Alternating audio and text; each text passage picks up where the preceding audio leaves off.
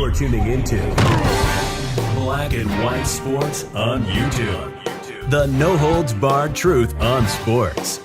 The main event starts now. I'm back. Rudrance for our Black and White Sports 2. We have a Davante Adams update. Of course, this is Football Sunday. I've got 6 minutes before kickoff, and I'm trying to shoot this. But there has been an update on his situation and where the NFL stands, of course, coming off of the shove heard around the world from Monday Night Football of the ESPN freelance photographer.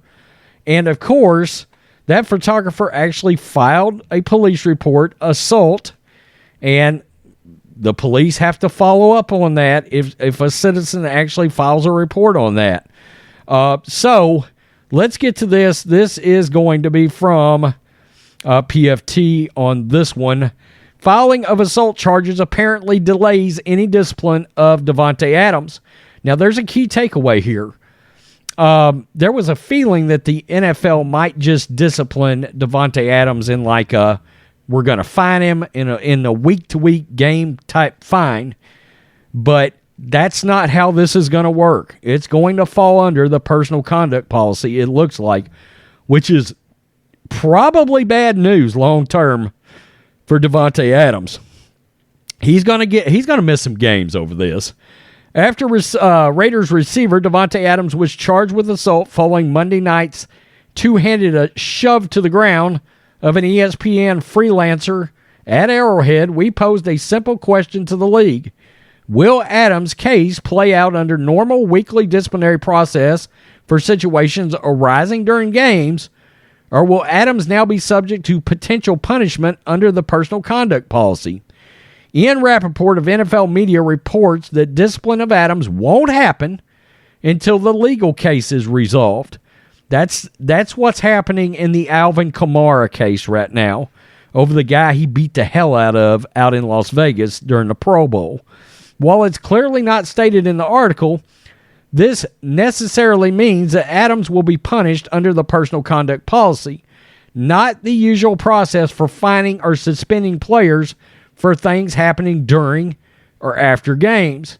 After seeing Rappaport's report, we contacted the league again for an answer to the question of whether or not Adams will be disciplined now under the game day rules or later under the personal conduct policy. Quote, remains under review pending developments in the case, NFL chief spokesman Brian McCarthy said via email Sunday morning. This strongly implies that the situation is tied to the criminal case and that the final outcome will be handled under the personal conduct policy. It's unclear where the line is between in-game punishment and the discipline under the personal conduct policy. So we've got different people that look at that, by the way. You've got Derek Brooks or James Thrash, or you've got, Judge Sue L. Robinson like we saw with Deshaun Watson. The filing of the assault charges can't be the deciding factor because things happen after a given play for which assault charges technically could be filed. In theory, Mason Rudolph could have filed assault charges against Myles Garrett in 2019 after Garrett attacked Rudolph with his own helmet. In 2005, Andre Garrard could have filed assault charges against Albert Haynesworth after Albert Haynesworth pulled off the helmet and stomped on his forehead. The filing of charges surely wouldn't have delayed the disciplinary process. Here, the difference is the game was over, and Adams was walking towards the locker room. Also, the victim wasn't another player, but someone hired to do a job with connection to ESPN's broadcast of the game. It more naturally falls under the personal conduct policy, even without filing of charges. It's good news for the Raiders in the short term because it means they'll have Adams when they emerge from this weekend's bye.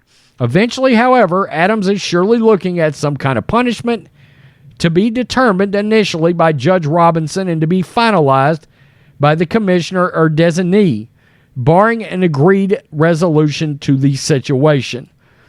So that's where Davante Adams stands. Now, I don't know how fast this legal process is going to go. If he's got lawyers, which I'm sure he does, they could go through the process, not guilty, appeal of that, et cetera, et cetera. My gut feeling, and I certainly could be wrong, I'm no legal expert, but my gut feeling is maybe he won't reach discipline. They won't reach discipline on this until the season's over. Like the fact that there's actual charges in the legal system, and we know how the legal system works. It's not quick, generally speaking. So we don't know. We'll find out. We'll keep tabs on it, but as of right now, doesn't look like he's going to be suspended immediately. It's going to be, we got a sort of a Deshaun Watson-like plot building here, and it's going to go through a process. So tell me what you think, Black and White Sports 2 fans. Peace. I'm out. Till next time. Thanks for watching the show. Be sure to like, comment, and subscribe. Be sure to tune in next time on Black and White Sports.